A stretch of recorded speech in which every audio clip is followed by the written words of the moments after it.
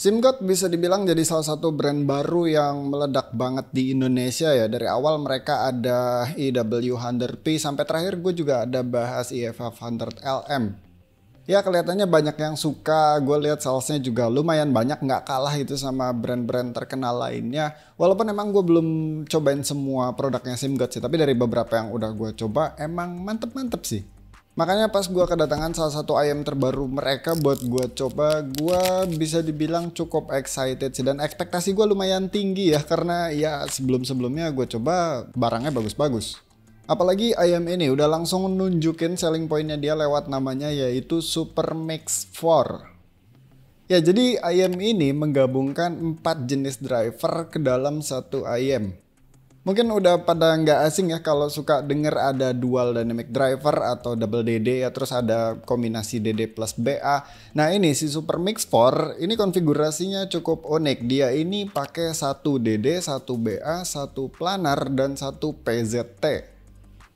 Ini SIMGOT cukup niat sih bisa gue bilang kawinin macam-macam jenis driver ke dalam satu IM, soalnya ada resiko buat nggak koheren kan atau incoherent ya, terus juga mungkin developing bagian internalnya agak ribet. Tapi sebenarnya ini ayam harganya masih termasuk terjangkau cuy. Di Indonesia sendiri itu pasarannya masih di bawah 2,5 juta. Harusnya sih ya budget segini sweet spot banget buat yang mungkin mau upgrade ayam dari yang harganya itu 1,5 jutaan atau di bawahnya ya. Atau mungkin buat yang cari side grade juga, soalnya kayaknya pemainnya buat di under 5 jutaan itu lumayan banyak. So 2 jutaan dapat apa aja sih? To be honest dari segi box ini nggak bikin gua excited ya, soalnya ini sama-sama aja sih kayak EF500LM ataupun EM6L. Nggak jelek tapi ya masih sama-sama aja. Buat kelengkapannya ini kita dapat buku sakti, terus ada ear tips dengan 3 size yang beda standar SML ya. Ear tipsnya ini sama aja sih kayak EM6L ataupun EF500LM. Buat case-nya juga udah dapat lumayan bagus, tapi ini resletingnya jelek banget sih. Gak tahu ini bukanya tuh gampang ya, tapi nutupnya tuh susah banget cuy. Dalamnya standar kayak gini, kita pastinya udah dapat kabel juga ya. Dia kabelnya tuh pakai jack 3,5 mm 3 volt tanpa mic ya. Housingnya ini metal. Kabel bagian sininya dia twisted dan ini lumayan tebel banget. Ada strap juga buat ngikat. Terus di bagian splitter sama chin slidernya dia metal juga, dan buat konektor ke IM-nya ini tuh pakai 0,78 mm 2 pin dengan housing yang metal juga. Kabelnya ini jauh lebih bagus daripada bawaannya EM6L ataupun EF500LM ya. Wajar sih sebenarnya karena harganya beda jauh. Tapi in my opinion dia ini agak kaku ya. Konteksnya ya nggak selentur kabel bawaannya EM6L ataupun EF500LM. Nah buat buds-nya sendiri dia punya desain yang ini menurut gue cakep banget sih. Faceplate-nya tuh rata, ada aksen bulat lingkaran gold kayak gini yang nabrak ke fan hole-nya yang ada mesh-nya. Ini kelihatannya elegan banget. Gue lebih suka kayak gini sih daripada pakai logo-logoan kayak di EM6L ataupun di EF500LM dan lain-lainnya. Dia ini faceplate-nya kayaknya sih metal, soalnya kalau dipegang agak dingin ya. Warnanya ini cakep banget ya, abu-abu tua kayak gini. Abu-abu emang gak pernah salah sih. Hitam juga deng. Nah buat shellnya ini dia resin, full resin, nyambung sampai ke nozzle-nya, kurang lebih sama aja kayak modelannya Performer 5 ya. Panjangnya juga mirip, cuman angle-nya beda jauh, lebih ke diameternya tuh sama-sama nggak terlalu gede. Di sini emang nggak ada lips yang dulu gue pernah komplain di M6L ya, tapi so far ya ini gue pakai air tips bawaannya aman sih, nggak gampang copot. Gue juga ada sempat cobain beberapa air tips lain kayak Velvet AET08 Type E, itu aman kok, masangnya gampang dan nggak gampang copot juga. Sampai ke yang agak lebar kayak misalkan AX07 itu masih aman sih. Setup bawaan di kuping gua ini fittingnya juara. Dia tuh pakai banyak driver tapi housingnya nggak kelewat gede. Mirip-mirip lah kurang lebih sama P5 ya. Kalau disandingin sama Hype tuh ya kelihatan ini masih lumayan lebih kecil. Bagian shellnya juga ini aman, nggak ada yang nusuk-nusuk, ganjel dan segala macem ya. Ya overall di luar dari sound quality ini ayam mantap sih. Desain elegannya dapet, build quality bagus juga dapet. Entah itu dari budsnya sampai ke kabel-kabelnya, kelengkapannya juga lumayan. Paling minusnya ya ear tipsnya dia cuma dapat yang satu jenis doang, dan ini sih soal carrying case-nya yang agak gue bikin aduh sayang banget. Sebenarnya ini carrying case-nya tuh sama punyanya EM6L dan juga si EF500LM, cuma nggak tahu kenapa SIMGOT ngeganti resletingnya jadi yang kayak gini. Kelihatannya lebih bagus, lebih premium ya. Cuma ini ngebukanya gampang nih. Nutupnya kasar banget cuy, susah. Jadi mendingan resleting yang lama. Di luar dari itu fittingnya juga ini IM mantep banget, no issue, bener-bener kerasa nyaman.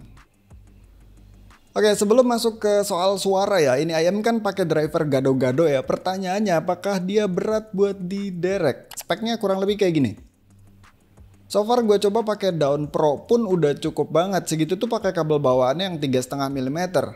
Suaranya dia udah keluar, udah bener nggak kedengeran aneh-aneh. Gue pakai Spotify di MacBook gue itu cuman main di volume 2 bar udah cukup banget. Tapi kalau gue tes pakai JM08 itu agak kurang sih. Bunyi ya, cuman nggak sebersih pakai DAC yang lebih bagusan dan kerasa terlalu satu dimensi juga sih. Saran dari gue mendingan invest aja pakai DAC dongle yang lebih bagus ya, atau pakai desktop DAC juga bisa karena sekarang udah lumayan banyak juga yang harga terjangkau dan kualitasnya mantep-mantep. Oh ya, selain gue tes pakai 2 dongle tadi ya, gue juga ngetes pakai desktop DAC, yaitu si Topping DX1 dan juga Vio K11. Dan gue bisa simpulin ini IM suaranya sesuatu banget. Dia ini refer ke Harman Target, simpelnya ini IM tuh bisa diajak kemana aja, all rounder banget, dan gue ngerasa dia ini bisa mempresentasikan detail-detail yang bagus dari setiap instrumen tanpa bikin kita ngerasa terlalu banyak disodorin ini itu, rasanya tuh ngalir gitu aja. Mungkin ini ya, ibaratnya tuh kayak kita belajar matematika yang rumit banget, tapi pas otak kita tuh lagi encer, jadi masuk gitu aja, ngalir gitu aja, effortless.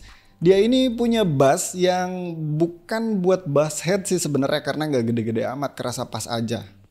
Mungkin bisa-bisa aja sih buat bass head, tapi harusnya nggak sampai ngerasa satisfying gimana-gimana ya. Secara kualitas menurut gue ini bassnya udah mantep banget, dia kedengeran rapi, bersih, gebukannya tuh presisi dan kerasa empuk khasnya Dede. Tapi nggak berlebihan dan buntutnya juga cenderung pendek. Dia diajak ngebut rock metal juga masih bisa. Emang ini bukan bass yang spesifik bener-bener buat ngebut ya, tapi segini sih masih bisa banget.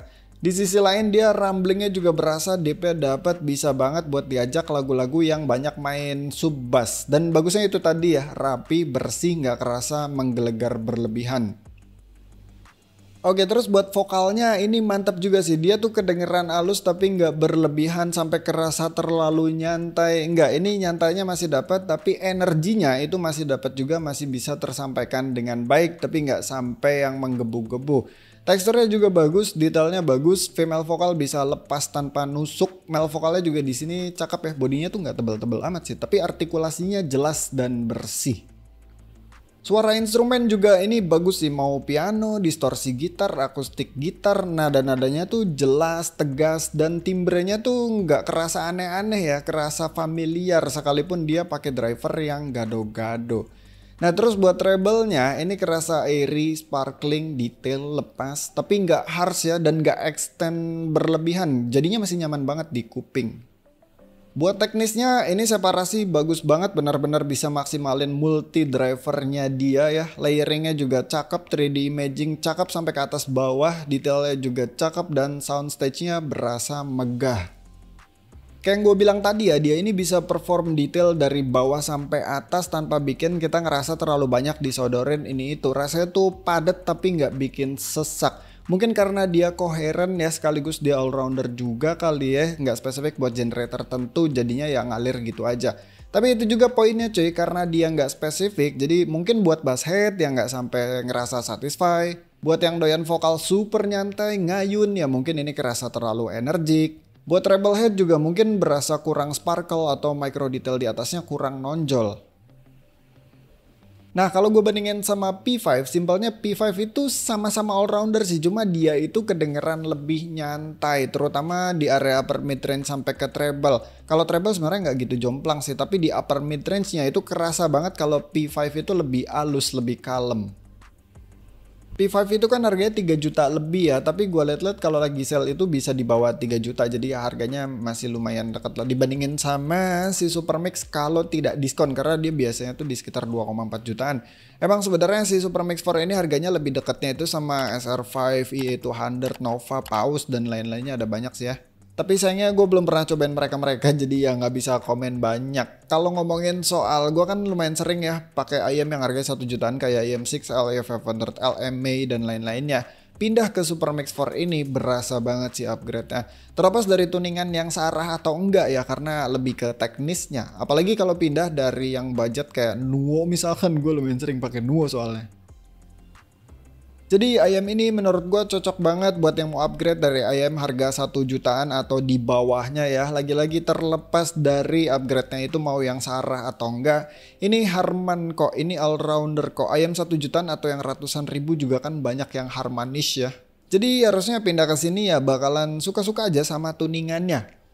Atau ya bisa juga buat yang misal lagi cari side grade pengen dapat ayam dengan sensasi driver gado-gado tapi tetap koheren. Kalau minat kayak biasa ya link pembeliannya bakalan gue simpen di deskripsi di bawah. So sampai sini aja videonya. Thank you yang udah nonton. Sampai ketemu di video selanjutnya. Bye.